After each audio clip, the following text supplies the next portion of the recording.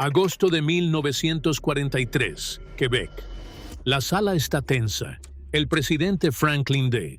Roosevelt tiene los dedos sobre un mapa en la mesa que muestra una de las bases japonesas más fortificadas del Pacífico, Rabaul. Los 100,000 soldados allí se atrincheran en búnkeres de montaña, sus posiciones reforzadas con artillería, ametralladoras y lo último en tecnología de defensa japonesa. Todo asesor militar sabe lo que viene después: un asalto, una cruenta batalla a muerte en las playas de Nueva Bretaña, con decenas de miles de bajas estadounidenses. Las cifras son crudas. Más de 30,000 estadounidenses podrían morir intentando tomar Rabaul, y nadie aquí está dispuesto a aprobar tal sacrificio sin considerar todas las alternativas. Al frente de la sala, el general Douglas MacArthur, un hombre que ha redefinido la guerra en el Pacífico, desliza un mapa diferente. Su dedo traza una ruta, no por Rabaul, sino alrededor. Su plan desafía toda doctrina militar tradicional. Sugiere aislar la fortaleza, no por la fuerza, sino con estrategia, cortando su suministro y rindiéndola por inanición. La sala enmudece. El almirante Carr, un oficial veterano, se revuelve, visiblemente incómodo. Él se inclina y desafía la idea de MacArthur. General, ¿quiere que dejemos intacta la fortaleza más poderosa del Pacífico? Rabaul es una fortaleza, hecha para soportar todo lo que le echemos. ¿Cómo es posible que espere usted derrotar una base como esa sin atacarla directamente? MacArthur no se inmuta. Su voz, serena pero firme, resuena en la sala. No la dejaremos intacta. Convertiremos su mayor ventaja en su mayor debilidad. Las palabras resuenan con una serena contundencia. La estrategia de MacArthur cambiaría el curso de la Guerra del Pacífico sin un solo desembarco en la playa, sin un solo asalto frontal. Roosevelt escucha con atención. La sala espera su decisión. ¿Apoyaría el pensamiento revolucionario de MacArthur o elegiría la ruta más sangrienta y tradicional del ataque directo? La estrategia de MacArthur lo cambiaría todo. No más costosos asaltos anfibios, no más grandes pérdidas. El objetivo, neutralizar al enemigo sin asaltar sus puertas. MacArthur rompe el silencio, explicando su plan a fondo. Él detalla la operación Cartwheel, estrategia no de victoria inmediata, sino de presión sostenida por aislamiento estratégico. El objetivo no era tomar Rabaul por la fuerza, sino volverla irrelevante cortando sus rutas de suministro y refuerzos. El plan era audaz: capturar las islas que rodean Rabaul, establecer aeródromos y apretar el cerco. Roosevelt escucha atento. Su mente calcula las consecuencias a largo plazo de tal enfoque. La lógica de MacArthur es convincente. Tomar islas clave como Bougainville, las del Almirantazgo y las Admiraltea, para así estrangular a Rabaul con un bloqueo. Esto aislaría la fortaleza, impediría refuerzos, y los 100,000 soldados se quedarían sin comida, munición o combustible. La fortaleza, pensada para resistir un asalto, se desmoronaría por el peso de su aislamiento. El almirante Halsey duda.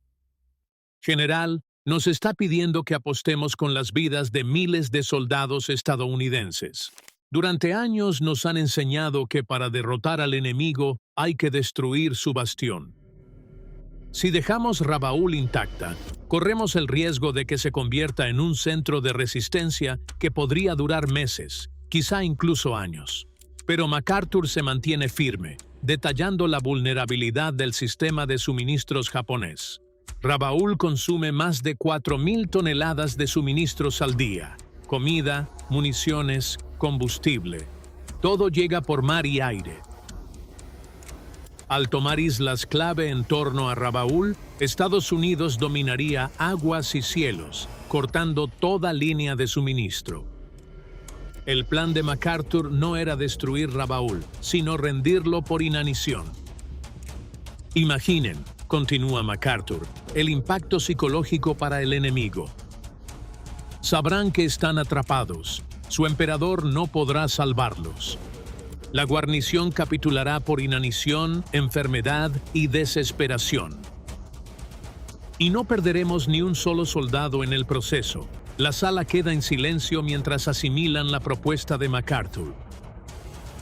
Es un punto de inflexión, una estrategia que podría evitar las devastadoras bajas de los asedios o ataques frontales. En lugar de aplastar Rabaul por la fuerza, la estrategia la haría colapsar por su propio peso, demostrando al mundo que la guerra moderna ya no era cuestión de fuerza bruta, sino de desgastar al enemigo cortando su capacidad de lucha. El impacto psicológico de esta estrategia repercutiría en cada guarnición japonesa en el Pacífico. La estrategia de MacArthur se implementa al tomar forma la Operación Cartwheel. El plan comienza en junio de 1943 con desembarcos simultáneos en Salomón y Nueva Guinea. Para noviembre, Bougainville sería capturada y bombarderos americanos llegarían a Rabaul. La brillantez de la operación reside en su enfoque gradual. En lugar de un asalto masivo a las defensas fortificadas de Rabaul, MacArthur neutralizará la fortaleza cortando su vital suministro. Una isla capturada sirve de trampolín. Se edifican aeródromos, rutas de suministro, y los convoyes nipones son acosados por ataques aéreos implacables. Mientras el general Marshall expresa su preocupación por la duración del plan, la confianza de MacArthur nunca flaquea. No se trata solo de neutralizar Rabaul, sino de enviar un mensaje a cada guarnición japonesa en el Pacífico. Sus líneas de suministro pueden ser cortadas a placer. La sala se tensa mientras MacArthur detalla su plan. El aislamiento de Rabaul durará 90 días, pero la fuerza real de la estrategia no está en la conquista rápida, sino en la presión continua. Cada isla ganada apretará el cerco. Bombarderos de Guadalcanal iniciarán asaltos diarios a los aeródromos de Rabaul, volviendo la fortaleza indefensa. El almirante Halsey tiene dudas sobre la habilidad de mantener este bloqueo ante una resistencia abrumadora. ¿Y si los japoneses contraatacan con más recursos? No se les puede rendir por hambre. ¿No reforzarán Rabaul? La respuesta de MacArthur es contundente. Controlamos mar y aire, almirante. Los japoneses no pueden moverse sin que lo sepamos. La magnitud de la decisión de MacArthur se hace evidente. La victoria ya no se basaría en asaltos o invasiones. En cambio, sería una prueba sin precedentes de guerra logística, una batalla para ver si una fortaleza podía ser doblegada sin un solo disparo hostil. La industria estadounidense sería el motor de este conflicto, donde el desgaste, no el impacto, ganaría la guerra. El aspecto psicológico de la estrategia impacta a Roosevelt mientras MacArthur habla.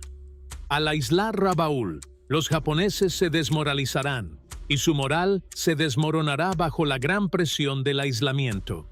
Este elemento de guerra psicológica es clave en el pensamiento de MacArthur. Si creen que su posición es insostenible, se rendirán.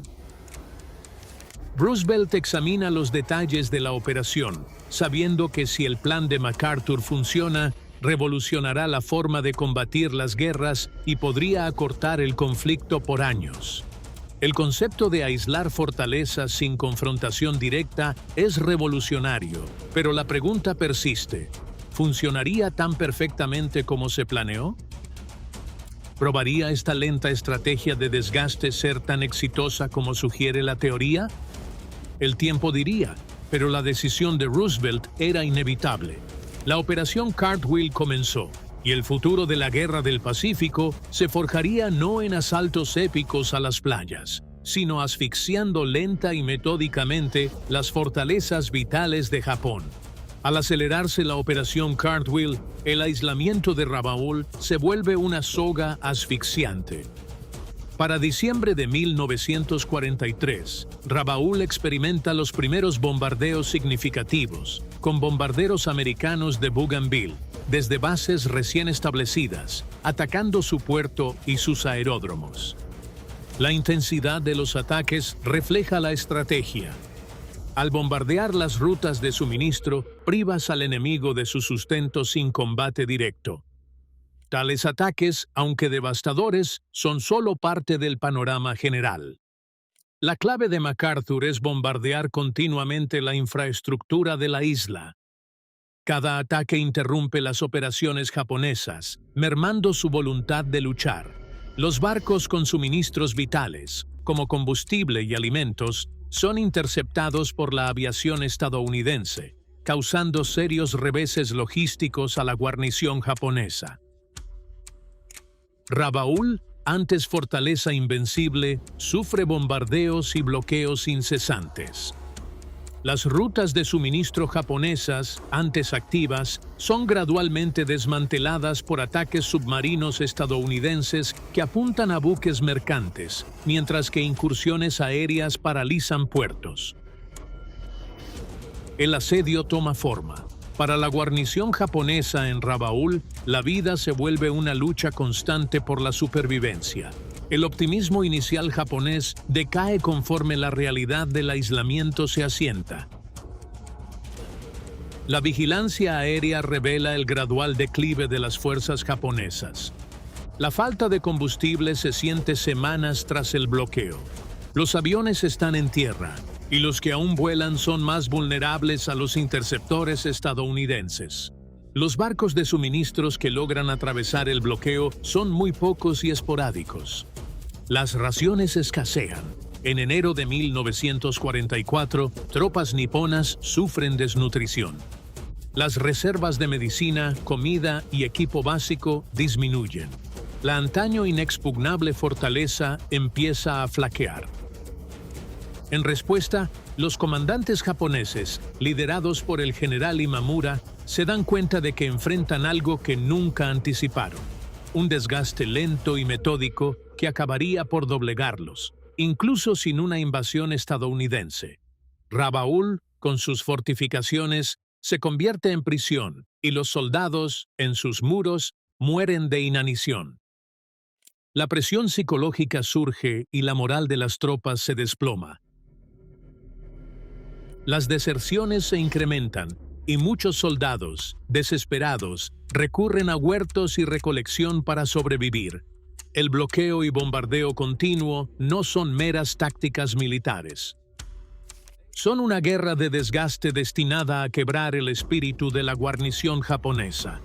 La fortaleza, que se creía inexpugnable, se torna un símbolo de inevitabilidad para las fuerzas japonesas atrapadas. La derrota ya no es solo una preocupación táctica, era solo cuestión de tiempo. Para marzo de 1944, el aislamiento de Rabaul era casi total, y las fuerzas japonesas, atrapadas allí, estaban a punto de colapsar. La estrategia de MacArthur de aislar la fortaleza demostró ser devastadoramente eficaz.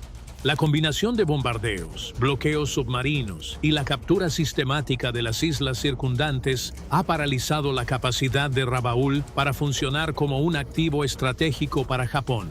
Mientras EEUU asegura aeródromos en Bougainville, Nueva Bretaña y Guinea, la guarnición japonesa en Rabaul es aún más marginada.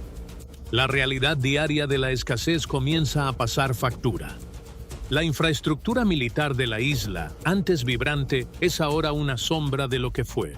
Los aviones de reemplazo no llegan, y los barcos japoneses son interceptados continuamente antes de que puedan descargar su carga crítica. Las defensas fortificadas que alguna vez parecieron impenetrables se están volviendo inútiles poco a poco. El sistema de defensa aérea japonés en Rabaul es el primero en derrumbarse. Hay pocos pilotos de reemplazo y las tripulaciones experimentadas han sido muertas o reasignadas. La flota de Imamura ha quedado sin reabastecimiento, dejándolo con menos de 100 aviones operativos, de los más de 300 que tenía solo unos meses antes. Los B-24 Liberator y los B-17 Flying Fortress bombardean Rabaul con creciente frecuencia, atacando desde muelles hasta pistas, reduciendo la capacidad japonesa de oponer resistencia significativa. La artillería costera de Rabaul, antaño capaz de hundir barcos a gran distancia, es cada vez más ineficaz por la escasez de municiones y la falta de personal. Los arrecifes de coral y el constante dominio aéreo de EEU impiden que barcos japoneses se acerquen al puerto sin aniquilación. Las cadenas de suministro están rotas y las tropas japonesas en el interior deben arreglárselas con lo poco que poseen. Enfermedades tropicales como la malaria, la disentería y el beriberi comienzan a propagarse sin control, disminuyendo aún más la capacidad de combate de los defensores de Rabaul. El declive moral de los soldados en Rabaul se hace cada vez más evidente. Los soldados, antes listos para la batalla, ahora luchan por sobrevivir. Con la escasez de alimentos y la atención médica casi inexistente, las raciones se reducen drásticamente y muchos soldados sobreviven con arroz rancio o vegetales silvestres. Lo peor de este aislamiento es el desgaste mental. Los soldados no saben cuándo serán relevados, si es que lo serán, y los bombardeos diarios han creado un ambiente de miedo constante. Los buques de suministro que consiguen pasar son cada vez más atacados por bombarderos y submarinos de EEU. El mando militar japonés en Tokio comprende que la fortaleza de Rabaul ya no sirve como base para operaciones futuras en el Pacífico. Lo que fue el baluarte más estratégico de Japón es ahora una carga inútil que agota recursos que serían más útiles en otros lugares. El general Imamura, antaño orgulloso defensor de la fortaleza, afronta la cruda realidad. Sus fuerzas están hambrientas, enfermas y desmoralizadas. La fuerza de la guarnición disminuye con el aumento de las deserciones y la disciplina quebrantada. Sin embargo, a pesar de estas abrumadoras adversidades, Imamura mantiene la esperanza de que lleguen refuerzos, aunque la situación se torne cada vez más desesperada. Para los soldados de Rabaul, cada día asediados es un recordatorio de su impotencia ante la creciente fuerza de las fuerzas aéreas y navales estadounidenses. Mientras la estrategia de aislamiento de MacArthur sigue apretando el cerco sobre Rabaul, el colapso físico y psicológico de sus defensores señala la inutilidad de resistir contra el poder logístico y la paciencia estratégica de Estados Unidos. La que fuera la fortaleza más poderosa de Japón ahora se asfixia bajo el peso de su aislamiento, y el final es inevitable. En marzo de 1944, el asedio de Rabaul llegó a su fase final. La antes formidable fortaleza había sido aislada por la estrategia de MacArthur. La guarnición japonesa, que alguna vez contó con más de 100.000 soldados, ahora estaba reducida a una fracción de su fuerza original, con muchos sufriendo de desnutrición severa, enfermedades y fatiga psicológica. Aún así, esperaban refuerzos, pero las líneas de suministro estaban cortadas y no llegaría ayuda. En meses posteriores, las defensas japonesas en Rabaul, aeródromos y artillería costera sufrieron constantes bombardeos estadounidenses. Cada ataque de los B-24 Liberators o B-29 Superfortresses mermaba su capacidad operativa. El bombardeo continuo causó estragos en su ya frágil infraestructura, destruyendo instalaciones portuarias y aeródromos vitales. El coste psicológico fue inmenso para los soldados japoneses, pues solo podían esperar el siguiente ataque, sin poder defenderse ni detener la destrucción aérea. La escasez de provisiones se hizo extrema. El arroz fue racionado a pocos puñados diarios, y los medicamentos se agotaron dejando a los soldados vulnerables a males como malaria, disentería y tifus. Pese a las crecientes muertes por inanición y enfermedad, la disciplina en las filas japonesas permaneció intacta. Los soldados seguían luchando, no por la esperanza de vencer, sino por lealtad a su emperador y un sentido del deber que superaba las circunstancias en las que se hallaban. Aunque las fuerzas estadounidenses seguían cercando Rabaul, la defensa japonesa se mantuvo firme.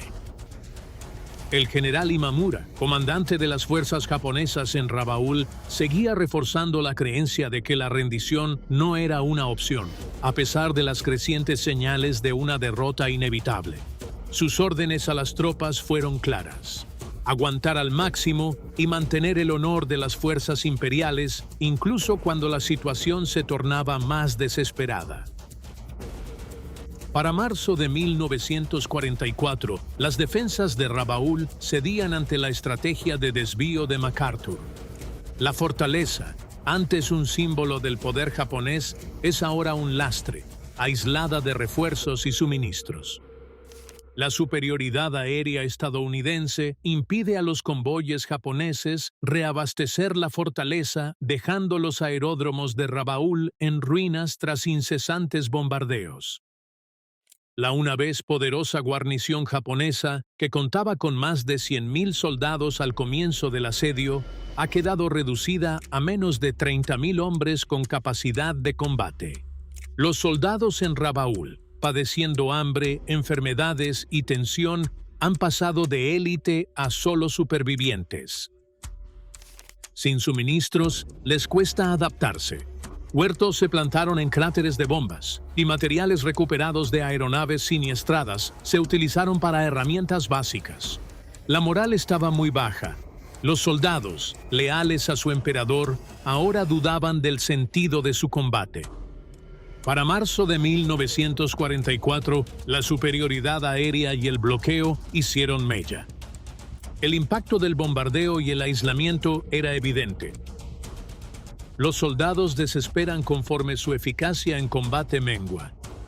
Imamura, consciente del destino de la fortaleza, enviaba mensajes desesperados a Tokio, pero el alto mando japonés ignoraba el grado de aislamiento. Mientras Rabaul se asfixiaba, Imamura y sus hombres afrontaron una dura realidad. Su mayor defensa se tornó su mayor vulnerabilidad.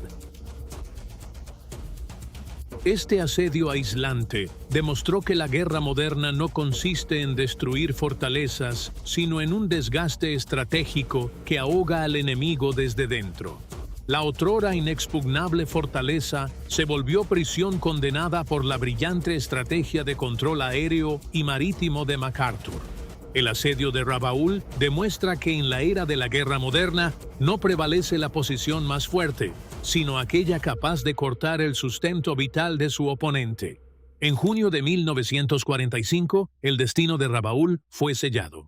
La genialidad estratégica de MacArthur, con su estrategia de bypass, había aislado la fortaleza por 22 meses, y sus defensas formidables se habían reducido a una sombra de lo que fueron. La moral japonesa ha caído en picada, y la fortaleza, antes inexpugnable, se convirtió en un gran drenaje de recursos para Japón. Sin nuevos suministros y con refuerzos mínimos, la guarnición de Rabaul subsistía con raciones de hambre, dependiendo de lo que pudieran hallar. El entorno, que antes ayudaba a la defensa japonesa, se había convertido en un enemigo, ya que el terreno inhóspito, agravado por las enfermedades y la tensión psicológica, causaba estragos en los cuerpos y mentes de los soldados.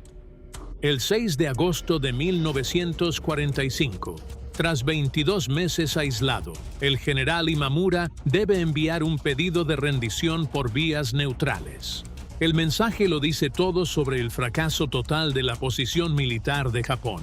Imamura admite que la munición durará 3 días, los suministros médicos están casi agotados y las raciones de comida solo sostendrán a los soldados 2 semanas más. A pesar de los constantes bombardeos y la lenta degradación de sus capacidades, los soldados, por su honor, de Rabaul resisten hasta el final, sin mostrar signos de rendición hasta que se escucha la orden de su emperador. Los soldados de Rabaul no han muerto en una batalla gloriosa. Más bien, sucumben a la desnutrición, enfermedad y agotamiento. Estas no son heridas de héroe, sino las brutales muertes silenciosas de una guerra de desgaste. La sensación de ser olvidados tanto por Japón como por el mundo exterior ha causado un daño severo a su salud mental. Sin perspectivas de auxilio y sin escapatoria, los soldados muestran signos de trauma psicológico similares al estrés postraumático moderno. Sin embargo, a pesar del sufrimiento, su disciplina se mantiene firme. Su lealtad al emperador sigue intacta, aun cuando mueren de hambre. El sitio de Rabaul tuvo gran impacto en la guerra y el ejército japonés. El éxito de la aviación y la logística para aislar una fortaleza sin asalto directo revolucionó la estrategia militar. La estrategia de MacArthur probó que el desgaste por bloqueo podía ser tan devastador como el conflicto directo y reformó la doctrina militar estadounidense por años. El asedio de Rabaul demostró que una fuerza militar moderna podía paralizar a un enemigo formidable sin sacrificar miles de vidas. Después de la guerra, veteranos japoneses que vivieron el asedio rememoraron la estrategia de MacArthur. Comprendieron la magnitud del poder industrial y logístico de Estados Unidos y cómo eso convirtió su fortaleza principal en una desventaja estratégica.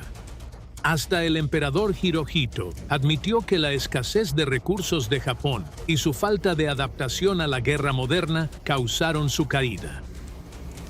El legado de Rabaul pervivió en la teoría y planificación militar hasta la Guerra Fría.